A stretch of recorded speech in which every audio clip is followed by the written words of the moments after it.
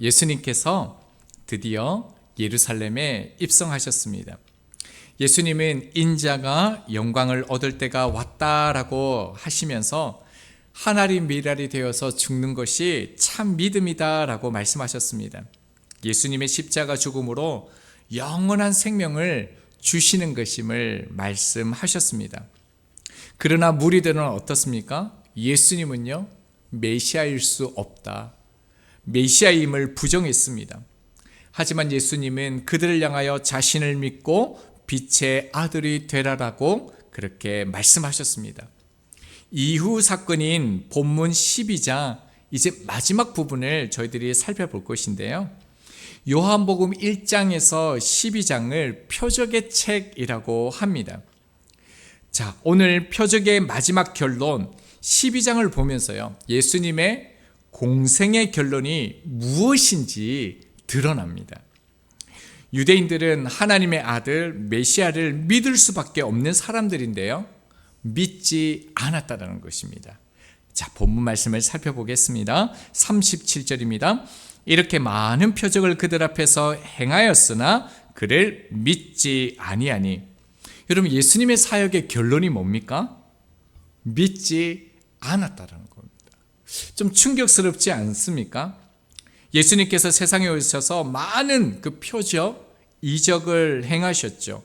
그 중에 사도 요한은요, 가나 혼인 잔치 표적으로부터 시작해서 표적의 절정인 죽은 나사로를 살리신 그 표적을 기록했습니다. 이 표적을 통해 주님은 자신이 부활이고요, 생명이심을 나타내셨죠. 큰 무리들은요, 이 표적을 통해서 예수님께서 행하시는 그 표적 앞에서요, 직접 경험을 합니다. 직접 이 표적을 보았습니다. 그뿐만 아닙니다. 그 무리들은요, 예수님의 그 가르침, 말씀이 심화되어지는 그 말씀을 들었습니다. 그러나요, 표적이 계속해서 나타남에도 불구하고요, 그들은 어떻습니까? 그들의 불신은요, 오히려 악화되어지고요, 예수님을 죽이려 한 것입니다. 출애굽기를 보면 백성들이 그 출애굽하는 그 과정을 통해서 그 하나님의 전능하심을 경험합니다. 이전에도 없었던 그 하나님의 기적이죠. 그리고 앞으로도 없는 그런 기적을 그들이 눈으로 직접 보고 직접 경험했습니다. 그런데 그들도 어땠습니까? 전능하신 그 여호와 하나님을 믿지 않고요, 우상을 섬기게 됩니다. 37절 앞절에 보면요, 많은 표적이라고 말하고 있는데요, 이 안에는 두 가지 뜻을 가지고 있습니다. 기적의 종류가 많다라는 겁니다. 또 하나는요, 기적의 질을 강조하고 있습니다. 자, 그러니까 그들이 믿지 않는 것은요, 예수님의 능력의 부재가 아니다라는 거예요. 그들이 믿지 않았던 것은 예수님의 표적의 분량이 작아서도 질적으로 떨어졌기 때문에 그들이 믿지 않았다라는 것이 아니라는 거예요. 믿음에 필요한 모든 외적 요소가요, 다 갖춰졌음에도 불구하고요, 예수님을 안 믿을 수 없는 그런 표적을 보았음에도 불구하고요, 어떻다라는 거예요? 그들이 믿지 않았다라는 겁니다. 이 말씀을 통해서요, 저희들이 보아야 될 것은 표적 자체가요, 기적 자체가 믿음으로 이끌지 못한다라는 것을 알 수 있습니다. 자, 이것은요, 표적이 필요 없다거나 일어나면 안 된다라는 것이 아니라요, 표적이요, 기적이요, 또 때로는 응답이죠, 이것이 예수님을 믿는 목적일 수가 없다라는 겁니다. 이것과 믿음과 상관관계가 있는 것이 아니다라는 거죠. 자, 그렇다면요, 표적이 하나님의 은혜가 되는 것은요, 표적을 행하시는 하나님을 바라볼 때요, 그리고 그분의 말씀에 순종할 때 이 표적은요, 표적으로 끝나지 않고 우리의 믿음이 될 수 있다라는 것입니다. 저희는 어떤 것 같습니까? 표적을 구하는 거 표적을 구하는 사람인 것 같습니까? 아니면요, 예수님을 구하는 사람인 것 같습니까? 실상은요, 그리스도를 구하는 것보다 표적을 구하는 모습이 저희들 가운데 사실은 더 많습니다. 예수님 자체보다는요, 우리의 문제 해결을 위해서, 응답을 위해서 주님께 나오는 경우가 사실 더 많이 있습니다. 이런 단계를 그치지 않는 그리스도인은 없을 것입니다. 저 역시요, 이런 가정 가운데 있는 모습도 있습니다.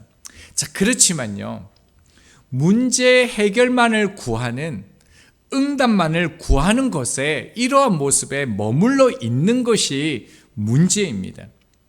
여러분, 점점 더 성숙하여서요, 저희들은 예수 그리스도를 구하는 저희들이 되어야 된다는 것이죠.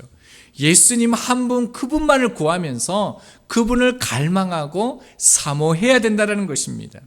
왜냐하면요, 문제 해결만을 구하는 이 믿음, 응답만을 구하는 이 믿음은요, 결국요, 주님을 떠나게 됩니다. 하지만 주님 자체를 구하게 되면요, 주님을 닮게 되기 때문입니다. 자, 그리고 난 다음에요, 사도 요한은요, 이사야서를 인용해서 놀라운 말씀을 하시는데요. 자, 이 큰 무리들이, 큰 무리들이요, 표적을 보고 예수님의 말씀을, 그 심화되는 예수님의 말씀에 그 가르침을 받았지만은 믿지 않고 예수님을 죽이려 한 것은 이미요, 예견된 일이었다라는 것을 말씀합니다. 이것은요, 말씀의 성취라는 것입니다. 38절입니다. 이는 선지자 이사야의 말씀을 이루려 하심이라. 이르되 주여 우리에게서 들은 바를 누가 믿었으며 주의 팔이 누구에게 나타났나이까 하더라. 여기에서 우리에게 들은 바는요, 예수님의 말씀입니다. 주의 팔은요, 예수님께서 행하신 능력입니다. 자, 무리들이요, 예수님의 말씀을 들었고 예수님께서 행하신 표적을 보았지만요, 예수님을 받아들이지 않은 것이요. 자, 이 내용이요, 이사야서 53장 1절과 같습니다. 우리가 전한 것을 누가 믿었느냐? 여호와의 팔이 누구에게 나타났느냐라고 말씀합니다. 여기서 전한 것은요, 예수님의 말씀이고요, 여호와의 팔은 주님의 능력입니다. 자, 주님의 말씀과 능력을 행하였지만요, 믿지 않았다라는 것입니다. 자, 그러니까요, 오늘 이 수많은 무리들이 예수님을 믿지 않았던 그 이유는요, 이 이사야의 말씀의 예언의 성취로 인해서 그들이 예수님을 믿지 않았다라는 거예요. 여러분, 이 말씀이 이해가 되십니까? 이들이 믿지 않은 것은요, 하나님의 말씀의 성취라는 것입니다. 이 본문이 사실은 제게 참 어려웠습니다. 참 많은 시간이 걸려서 이 말씀을 보았는데요, 이 말씀 속에 참 하나님의 마음이 우리 가운데 말씀하시는 그 하나님의 뜻이 참 잘 담겨져 있습니다. 자, 계속 보겠습니다. 39절입니다. 그들이 능히 믿지 못한 것은 이 때문이니 라고 말씀하고 있습니다. 여러분, 수많은 표적을 체험한 무리가 믿을 수 없었던 구체적인 이유가 뭐라는 것입니까? 자, 이사야가 다시 말하고 있다는 거예요. 자, 40절 말씀이요. 그들의 눈을 멀게 하시고 그들의 마음을 완고하게 하셨으니 이는 그들로 하여금 눈으로 보고 마음으로 깨닫고 돌이켜 내게 고침을 받지 못하게 하려 함이라 하였음이더라 라고 말씀합니다. 도대체 이해가 잘 되어지지 않죠. 그래서 하나님께 질문을 할 수 있습니다. 이 배경이 어떤 거냐면요, 이사야는 하나님의 음성을 듣게 되어집니다.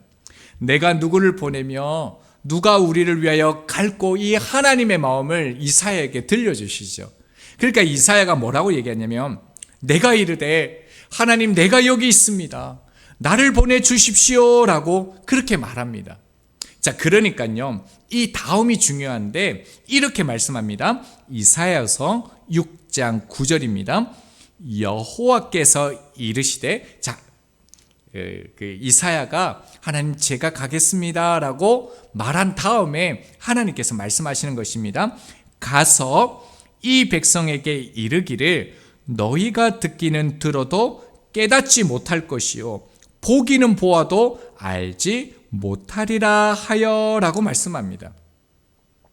여러분 뭡니까? 하나님이 이사야를 보내시면서요 백성들이요 하나님의 말씀을 들어도 네가 하나님의 말씀을 전해도 그들은 어떻다라는 거예요? 듣지도 않는다라는 거예요. 믿지도 않는다라는 거예요.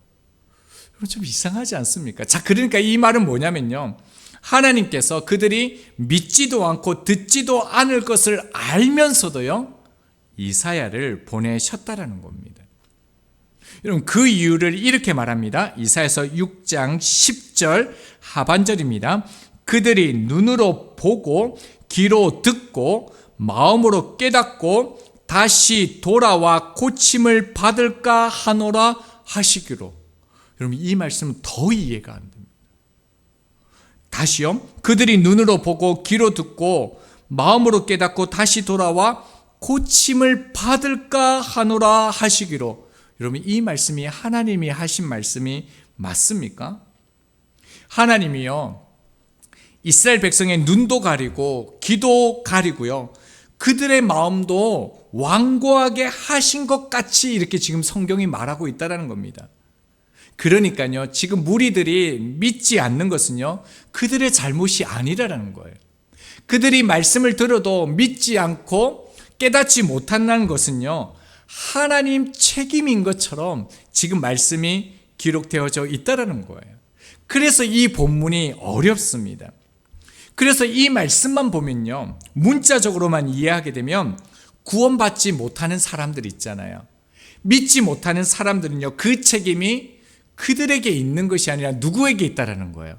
하나님께 있다라는 거죠. 사실 여기에서 예정설이 나오게 되는데요 오늘 자세하게 살펴보지는 못하지만 이 말씀의 본질이 무엇이겠습니까? 사실은요 그들이 보지 못하고 듣지 못하는 것은요 하나님께서 이미 큰 은혜를 주셨습니다. 큰 사랑을 주셨습니다. 그들이 은혜를 받았음에도 불구하고요 그 사랑을 받았음에도 불구하고 그들이 끝내요 죄악의 걸음에서 멈추지 않았다는 거예요. 그들의 마음을 돌이키지 않았다는 거예요. 그들이 여전히 하나님을 향하여 나오지 않고요 그래서 그들이 하나님의 선하신 음성을 들을 수 있는 귀와 하나님의 그 자비를 볼 수 있는 눈을요 잃어버리게 되어졌다라는 것입니다. 그러니까 그들의 완고한 마음이요 하나님을 향하지 않는 그 마음이 결국 하나님을 보지 못하게 만들었다는 겁니다. 출애굽 과정 가운데 애굽 백성들은 하나님의 능력을 보았습니다. 그래서요 요술사들이 뭐라고 얘기합니까? 이것은 신의 권능이다라고 말합니다. 신의 손가락이라고 말합니다. 그래서 이스라엘 백성들을 보내야 된다라고 바로에게 얘기하죠. 그러나 바로는 여전히요 하나님을 믿거나 섬기지 않습니다. 이에 따라서 계속적으로 재앙이 일어나죠. 출애굽기 7장 3절입니다. 내가 바로의 마음을 완악하게 하고라고 말합니다. 이 말씀도 보면 하나님이요 바로의 마음을 완악하게 했다라고 말하고 있습니다. 하나님이 그의 마음을 완악하게 했기 때문에 바로의 마음이 하나님을 믿을 수 없다라고 이해되는 것이죠. 그런데요 이 완악이란 뜻이 뭐냐면 완고하다, 맹렬하다라는 뜻을 가지고 있습니다. 교만한 상태, 인간의 교만한 마음을 드러낼 때 사용되어지는 단어가 이 완악이라는 겁니다. 이 말씀은요 하나님이 바로가 말씀에 순종하지 못하도록 하나님께서 의도적으로 악한 마음을 주었다라는 것이 아니라요 바로의 마음 가운데 하나님을 향한 마음, 하나님이 없는 상태가 악한 상태라는 겁니다. 여러분 사람은 어떻습니까? 그 본질이요 죄 덩어리라고 말하고 있습니다. 선한 것이 없다라고 말합니다. 그러니까요 하나님께서는 애굽 사람들의 교만한 마음, 그 죄 덩어리인 그 마음 가운데 그들이 하나님을 사모하지 않았기 때문에 그들의 마음을 긍휼히 여기지 않고요 상실된 마음 그대로 내버려 뒀다라는 거예요. 그래서 그들이 하나님을 볼 수도 없고 믿을 수도 없다라는 거예요. 로마서 1장 28절입니다. 또한 그들의 마음에 하나님 두기를 싫어하며 하나님께서 그들을 그 상실한 마음대로 내버려 두사 합당하지 못한 일을 하게 하셨으니라고 말합니다. 여러분 어떻습니까? 인간이요, 하나님의 은혜가, 하나님의 사랑이 부어졌음에도 불구하고 그 마음에 하나님 두기를 싫어했다라는 거예요. 그래서 하나님께서 그들의 마음 가운데 긍휼을 베풀지 아니므로 상실한 마음 그 상태, 죄의 본질 그 상태에 있으므로 어떻습니까? 그들은 예수님을 믿을 수 없는 거죠. 그래서 합당한 일을 하지 못한다라는 겁니다. 이것을 신학적인 용어로요, 신적 유기라고 말합니다. 굉장히 두려운 말씀이죠. 여러분 이것을요, 구원에 관해서 좀 더 적용해 보면요, 여러분 우리가 자유의지를 가지고 우리의 노력으로, 우리의 열심으로 구원을 얻을 수 있는 사람이 있습니까? 우리의 선행과 착함과 우리 스스로의 완전함을 통해서 구원을 받을 수가 있습니까? 예, 그런 사람은 한 사람도 분명히 없습니다. 자, 그러나요, 우리에게 주신 자유의지를 가지고요, 구원을요, 거절할 수 있는 것입니다. 자유의지가 가지고 있는 능력이 무엇입니까? 구원을 얻을 능력이 아니라 구원을 거절할 수 있는 능력이 있는 것이죠. 자, 그러니까요, 이 말은 무엇입니까? 그리스도인이 구원받는 것은요, 전적으로 하나님의 은혜이고요, 구원을 받지 못하는 것은요, 하나님의 책임이 아니다라는 거예요. 누구에게 있다라는 것입니까? 인간의 책임이라는 것을 오늘 본문이, 성경이 말하고 있다라는 것입니다. 자, 그래서 41절이요, 이사야가 이렇게 말한 것은 주의 영광을 보고 주를 가리켜 말한 것이다 라고 말합니다. 이사야가 주의 영광을요, 즉 예수님을 봤다라는 거예요. 예수님도 이사야와 같은 사역을 하실 것이다라는 겁니다. 이것을 예언했다라는 것이죠. 자, 그리고 난 다음에 이렇게 말씀합니다. 42절이요. 그러나 관리 중에도 그를 믿는 자가 많되 바리새인들 때문에 드러나게 말하지 못하니 이는 출교를 당할까 두려워함이라 라고 말씀합니다. 여러분, 그런데요, 이런 상황 가운데서도요, 유대 관리들 중에서 믿는 일들이 많았다라고 말하고 있습니다. 여기에서 관원은요, 공적인 기관에서 공적인 그 직무를 수행하는 그 지도자들을 말합니다. 자, 말씀해 보면요, 관리 중에 도라고 이 강조가 되어져 있는 것을 보게 됩니다. 당시 관리들은 어땠습니까? 백성들을 위해 군림하고 착취하는 이들이 많았는데요, 믿기 어려운 이들이 믿었다라는 것을 강조하는 것처럼 보입니다. 자, 그런데요, 이들은 어떻습니까? 예수님을 믿는 것을 드러내지 못했습니다. 그 이유를 뭐라고 얘기합니까? 유대교에서 당하게 될 것을 두려워해서요, 내가 그리스도의 제자라다, 그리스도를 따른다라는 것을 철저히 가리고 있었습니다. 여러분, 당시에 그 출교는요, 세 가지 단계가 있다라고 얘기합니다. 첫 번째 단계, 니딘이라는 단계가 있는데요, 아주 사소한 위법 단계입니다. 1단계는요, 30일 동안 사람들과 대화할 수 없고요, 면도도 할 수 없고요, 슬픔의 옷을 입어야 했다라고 말합니다. 자, 2단계는요, 케렘의 그 단계라고 말하는데요, 다른 사람들과의 교제가요, 허용되지 않습니다. 그뿐만 아니라 성전이나 회당에 들어가는 것조차 금지되었습니다. 자, 마지막 세 번째 단계 출교는요, 그 샴마다라는 단계인데요, 모든 유대인들과의 관계가 단절됩니다. 그뿐만 아니라 사회적인 혜택, 보호, 권리가 완전히 박탈되어지는 그런 상태입니다. 심지어요, 살해를 당할 수도 있었다라고 말합니다. 그러니까 모든 사람으로부터, 사회로부터 고립된 생활을 하는 것이죠. 그러니까 이로 인해서 예수님을 믿는 것을 드러내지 못했다라고 말하는데요. 자, 그런데요, 이제 3절 보면요, 이들이 예수님을 드러내지 않았던 본질적인 그 이유, 그들의 마음에 숨겨져 있는 그 표면 아래에 가려진 그 진실을 말해줍니다. 자, 43절을 봅니다. 그들은 사람의 영광을 하나님의 영광보다 더 사랑하였더라. 자기 영광을 어떻습니까? 하나님의 영광보다 더 사랑했기 때문에 예수 그리스도를 드러내지 않았다. 내가 예수님의 제자다 말하지 않았다는 것입니다. 여러분, 이거는요, 저희들에게도 동일합니다. 우리 자신의 삶을 먼저 생각할 때요, 우리 역시 내가 그리스도인이라는 것을 숨길 수 있다는 겁니다. 당시 유대교 사회에는요, 헬레니즘 그 문화가 깊이 있게 뿌리 잡고 있었기 때문에 사람의 영광을 구하는 것이 결코 부끄러운 것이 아니었습니다. 오히려 추구해야 할 가치였습니다. 자, 그럼에도 불구하고 주님께서 마지막 그 공생의 사역 가운데 무리를 향하여 말씀하시는 것이 무엇입니까? 하나님의 영광이라는 겁니다. 하나님의 영광은 십자가에서 하나님의 미랄로 죽는 것을 그들 가운데 가르쳐주고 있습니다. 자, 이 말씀대로 순종한요, 관원들이 있습니다.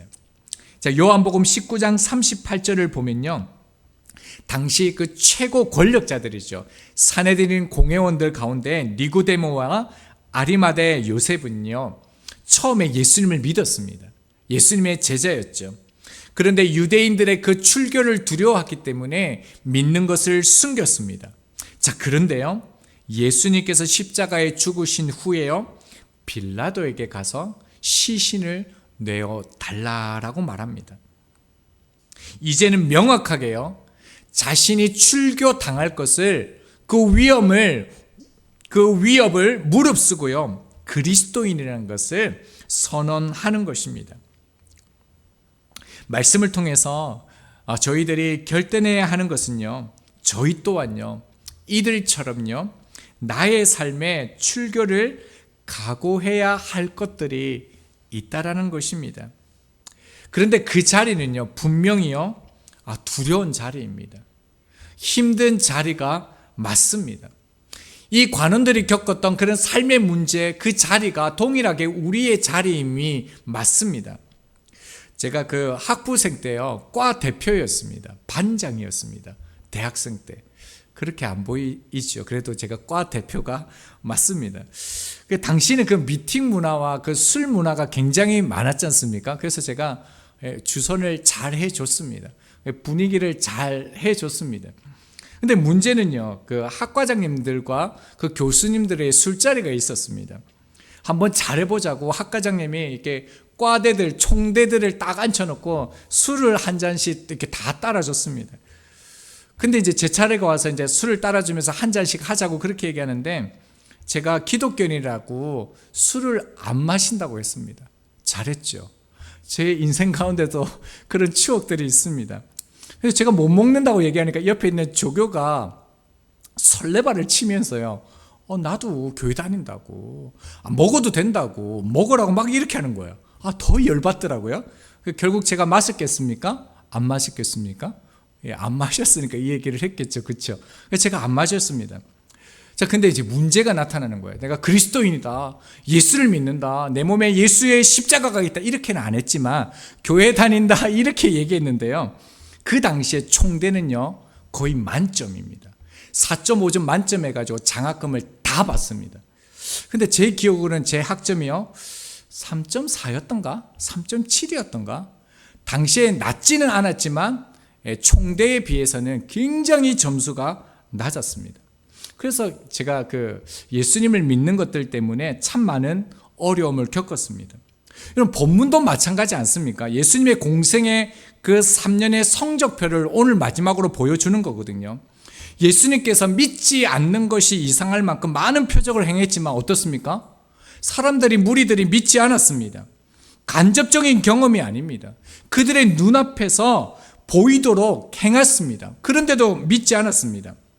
여러분, 점수를 매기면 예수님께 몇 점 정도 줄 수 있겠습니까? 그래도 관원들이 몇 명은 믿었으니까 F는 면할 수 있잖아요. 그러면 D, C? 예수님의 그 점수가 얼마나 되겠습니까? 여러분, 분명히 우리가 보면 예수님의 사역이요, 그 공생의 사역이 실패처럼 보입니다. 그런데 실패입니까? 여러분, 우리가 아는 대로요, 실패일 수가 없는 것입니다. 빌립보서 2장 9절입니다. 이러므로 하나님이 그를 지극히 높여 모든 이름 위에 뛰어난 이름을 주사라고 말씀합니다. 실패가 아니라 완전한 성공이라는 겁니다. 이 가정을 통해서 지극히 높여 모든 이름 위에 뛰어난 이름을 주셨다라는 것입니다. 여러분, 이것은요, 예수님의 사역이 실패가 아니라 오히려 하나님의 그 구속사의 일부라는 것을, 이 과정이라는 것을 우리 가운데 보여주고 있는 것입니다.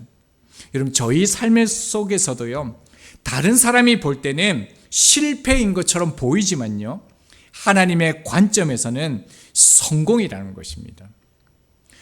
또 반대로요, 세상 사람들이 볼 때는 성공처럼 보이지만요, 하나님의 관점에서 볼 때 철저하게 실패한 것이 있을 수 있다는 것입니다. 바울은 로마서 11장 11절에서 이스라엘이 넘어져서 주님을 믿지 않았다, 배척했다라고 말합니다. 자, 그러면서요, 이스라엘이 주님을 믿지 않고 배척했던 그 과정, 그 결과를 이렇게 말합니다. 로마서 11장 12절입니다. 그들의 넘어짐이 세상의 풍성함이 되며 그들의 실패가 이방인의 풍성함이 되거든 하물며 그들의 충만함이리요 라고 말하고 있습니다. 여러분, 놀랍지 않습니까? 이스라엘의 실패는 오히려요, 이방인들이 구원받는 대로 나오게 되는 결과가 추워지는 과정이었다는 겁니다. 사도 바울이 지금 강조하는 것은요, 그들의 실패가 하나님의 구속사의 한 일부분이었다는 것, 그것을 강조하면서 말씀하고 있다는 것입니다. 분명히 그 하나님의 그 역사의 그 구속사는요, 우리의 이성과 논리를 가지고 이해할 수 없습니다. 그래서 사도 바울은 이것을 로마서 11장 26절에서요, 신비다라고 말합니다. 그리고 이것을 받아들이는 것을 믿음이라고 말합니다.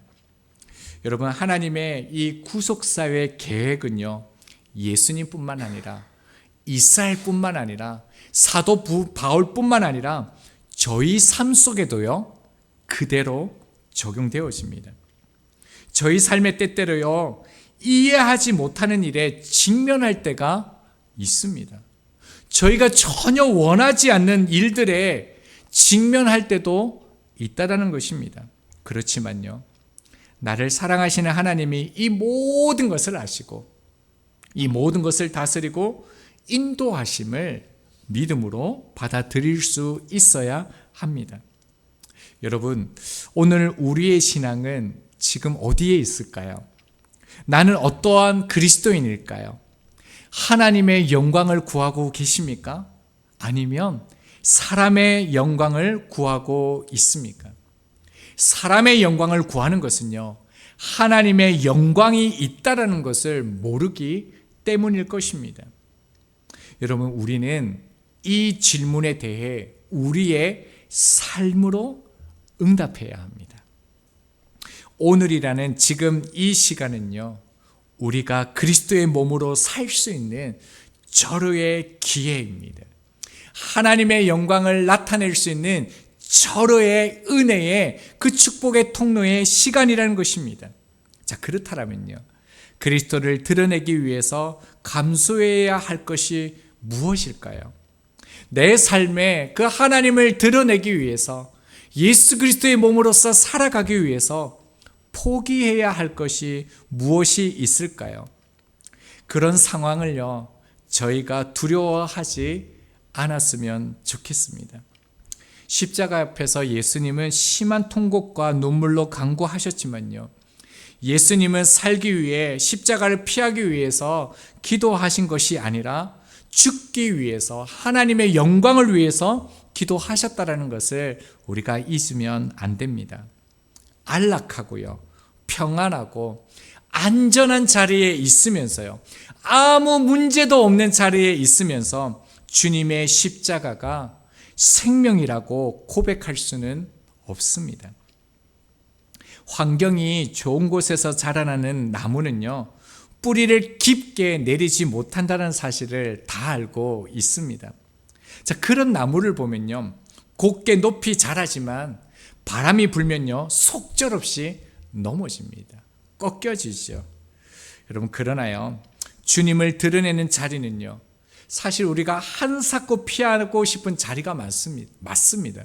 그런 자리가 없었으면 좋겠다라는 것이 우리의 마음이 맞습니다. 하지만요, 그렇게 그 자리 가운데 희생하고요, 포기하면 지금 있는 그 자리가 사막과 같은 곳이라 할지라도요, 믿음의 뿌리를 더욱 깊이 있게 내려주심으로 우리 가운데 풍성한 열매를 맺게 하실 것입니다. 그러므로 저희들이요, 오늘 말씀 앞에서요, 더 주님을 구하고 더 주님을 닮아서요, 다른 이들에게 하나님의 영광을 드러내는 삶을 향하여 또 우리가 그 삶을 살아낼 수 있는 은혜가 저희들 가운데 있기를 소망합니다.